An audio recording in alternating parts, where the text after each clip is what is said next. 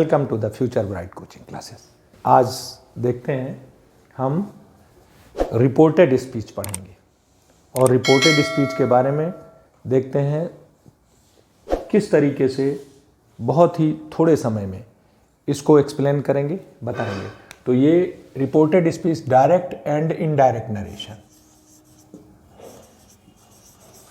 Direct and indirect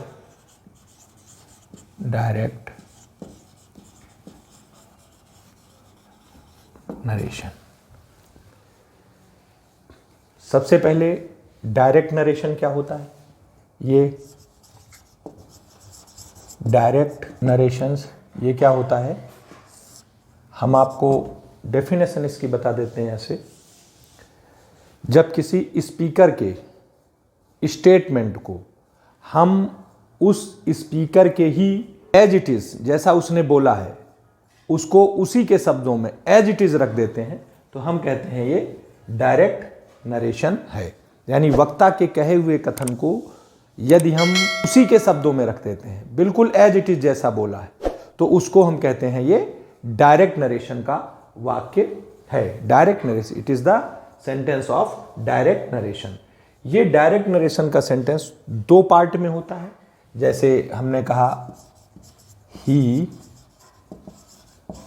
said to me I am a teacher, ये sentence. Here is two parts. The part which is written without inverted comma, इसको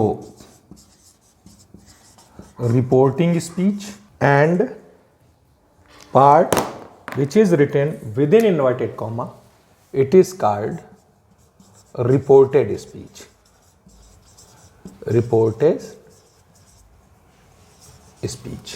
जो part inverted comma के बाहर लिखा होता है उसको हम रिपोर्टिंग स्पीच कहते हैं, और जो पार्ट इन्वर्टेड कॉमा के अंदर लिखा होता है उसको हम रिपोर्टेड स्पीच कहते हैं। दो पार्ट्स में है।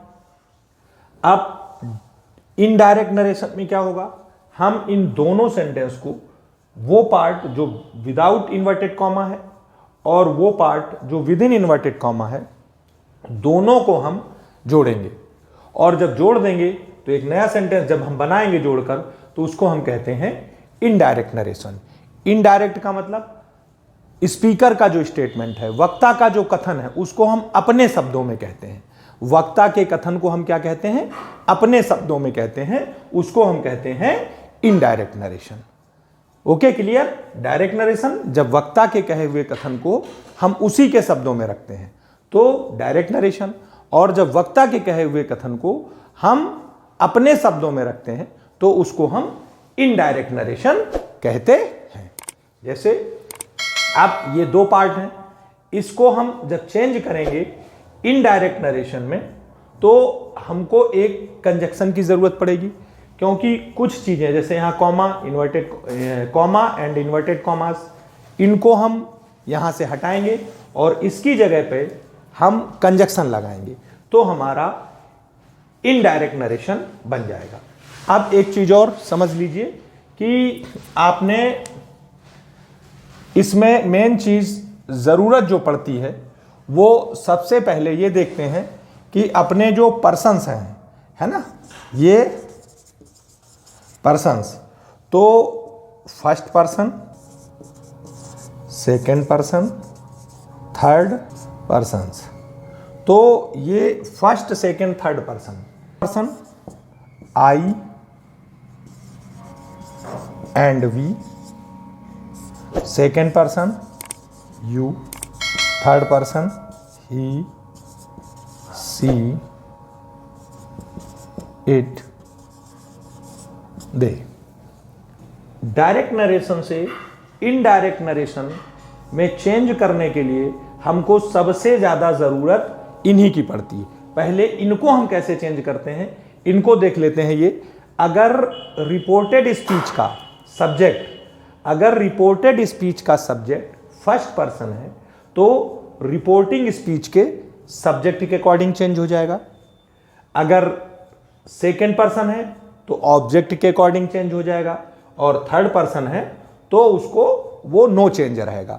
इसलिए हम उसको लिख देते हैं 1 2 3 upon son. First person according to the subject, second person according to the object, third person no change. Clear?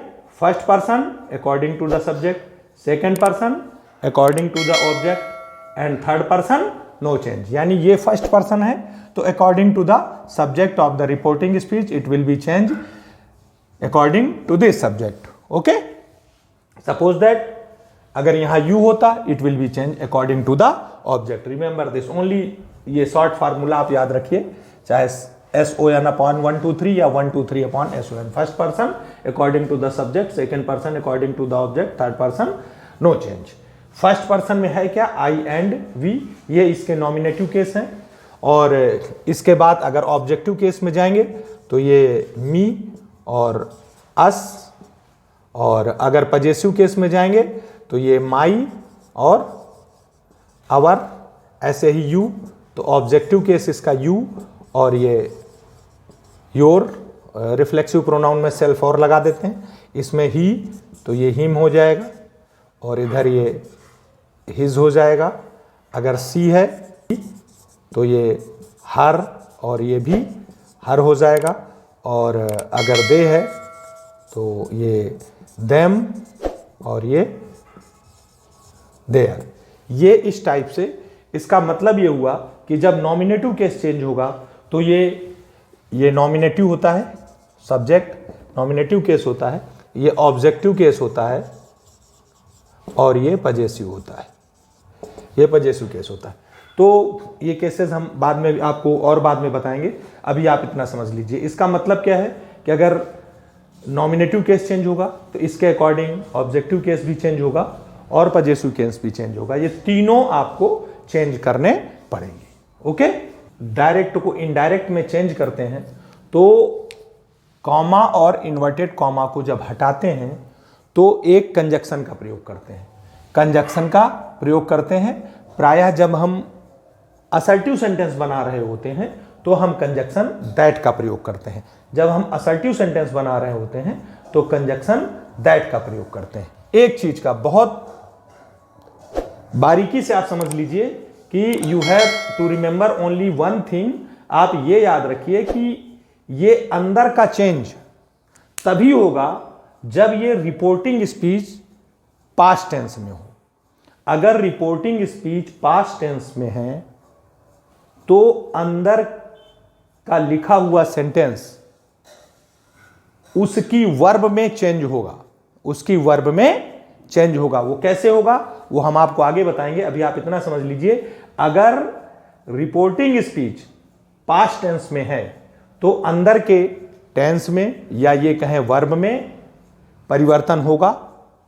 अगर पहला और दूसरा, अगर रिपोर्टिंग स्पीच पास्ट टेंस में है लेकिन अंदर लिखा हुआ सेंटेंस जो इन्वर्टेड कॉमा के अंदर लिखा हुआ है वो सेंटेंस, उस सेंटेंस में अगर कोई यूनिवर्सल ट्रुथ कहा गया है या कोई प्रोवर्ब है यूनिवर्सल ट्रुथ कहा गया है तो उसमें भी कोई चेंजिंग नहीं होती है।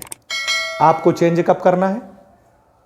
चेंज तभी करना है जब यहां कोई यूनिवर्सल ट्रुथ ना हो और इधर देखना है कि ये पास्ट टेंस में होना चाहिए। कभी कभी क्या हो जाता है कि रिपोर्टिंग स्पीच जो है वो प्रेजेंट टेंस या फ्यूचर टेंस में दी होती है तो अंदर अपने को कुछ नहीं बदलना है, सिर्फ पर्सन को चेंज करना है। क्लियर? दो चीजें आपको इनको बस याद रखना है। प्रेजेंट, ये प्रेजेंट या फ्यूचर में है तो अंदर के टेंस में कोई चेंज नहीं होगा। ये पास्ट में है तो ही चेंज होगा। अगर ये पास्ट में है लेकिन अंदर कोई यूनिवर्सल ट्रुथ कहा गया है, कोई भी यूनिवर्सल ट्रुथ, हम सेंटेंस लेंगे तब आपको बताएंगे, कहा गया है तो भी इसमें कोई चेंज नहीं होगा। Okay, clear?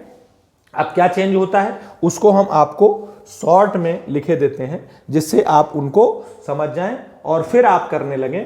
तो उसमें पहले आप एक तरफ ये लिख लीजिए कि ये डायरेक्ट और ये इनडायरेक्ट।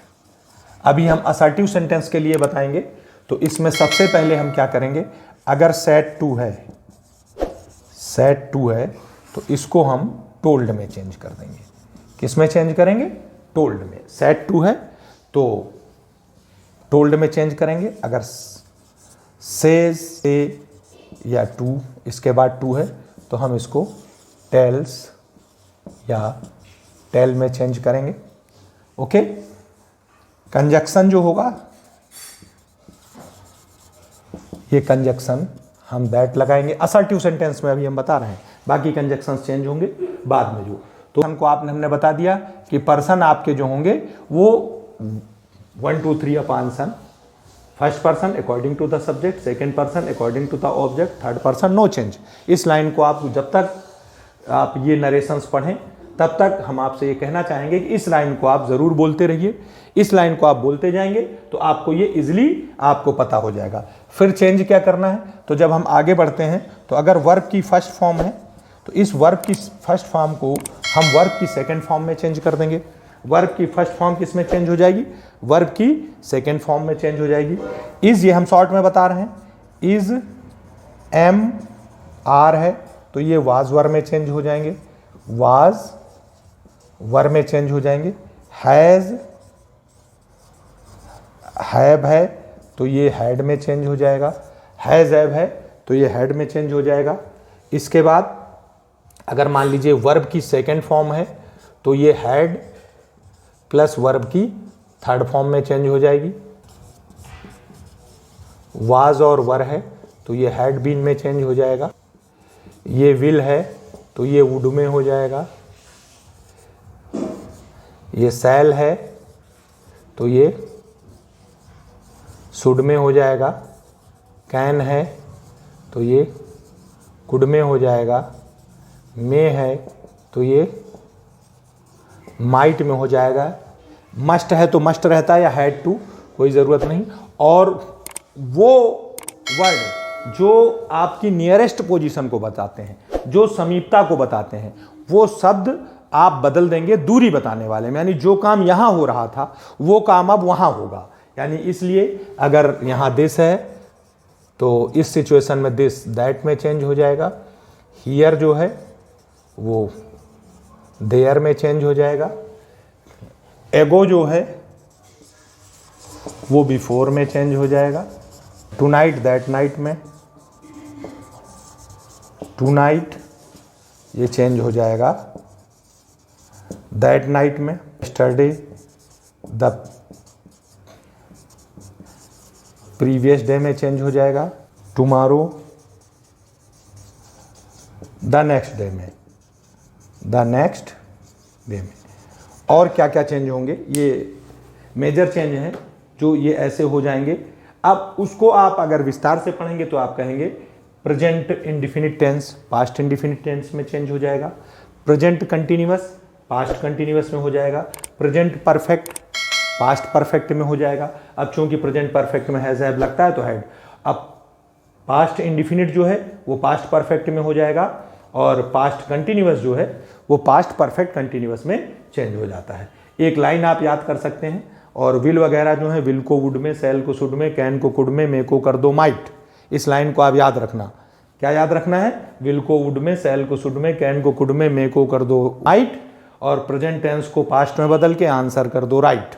बस इस दोहे को आप याद रखिए तो आप ये समझ लीजिए मैक्सिमम आपके समझ में डायरेक्ट इनडायरेक्ट नरेशन आ जाएगा। चूंकि ये पार्ट वो इंग्लिश का पार्ट है जिसको देखकर ऐसा लगता है कि थोड़ा ये इससे बच्चे कंफ्यूज होते हैं और ये डिफ़िकल्ट पार्ट है, इसलिए हम ये सोच कर चलेंगे कि इस पार्ट को इतने सरल तरीके से बताएं, इतने सरल तरीके से बताएं कि आपको दोबारा इसको कभी पढ़ने की ज़रूरत ना पड़े। बस आपने और भी चीज़ें देखी होंगी, कई चीज़ें, कि जो पार्ट इन्वर्टेड कॉमा में कहीं भी लिखा होता है वो एक्चुअल में ऐसा होता है कि उसमें हम चेंज नहीं करते हैं, वो चेंजिंग होती नहीं है। जब ऐसी चेंजिंग होती है तो हम उसको कहते हैं कि इसको हम इनडायरेक्ट नरेशन में लिख रहे हैं। अब ये चेंजिंग होती क्यों है इसको समझ लीजिए। अब जैसे मैं अभी आपसे कहूँ कि आपसे किसी भी स्टूडेंट से मैंने कहा कि नाम लिया किसी का और हमने कहा कल आपको ये रूल्स याद करके आने हैं, तो हमको आपसे क्या कहना है कि आपको कल ये, हमने आपसे कहा कि आपको कल ये डायरेक्ट से इनडायरेक्ट नरेशन में चेंज करने के रूल्स याद करके आने हैं।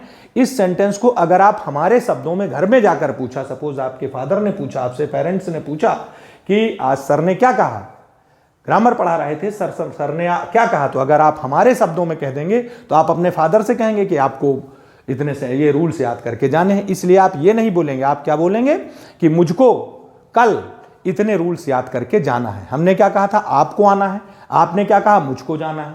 इसकी वजह से ये होता है कि ये पर्सन्स चेंज हो जाते हैं। तो आज आपको करना क्या है, सिर्फ ये शॉर्ट में, बहुत लंबा नहीं लिखना है, हमने बोल के आपको बता दिया है, उसको सिर्फ आपको शॉर्ट में याद रखना। और दूसरी चीज जो बार बार हम आपको बता रहे हैं, आप ये उसको लर्न करिए कि जो डायरेक्ट नरेशन होता है वो डायरेक्ट नरेशन 2 पार्ट्स में होता है। उसका एक पार्ट विदाउट इन्वर्टेड कॉमा होता है and other part is written within inverted comma.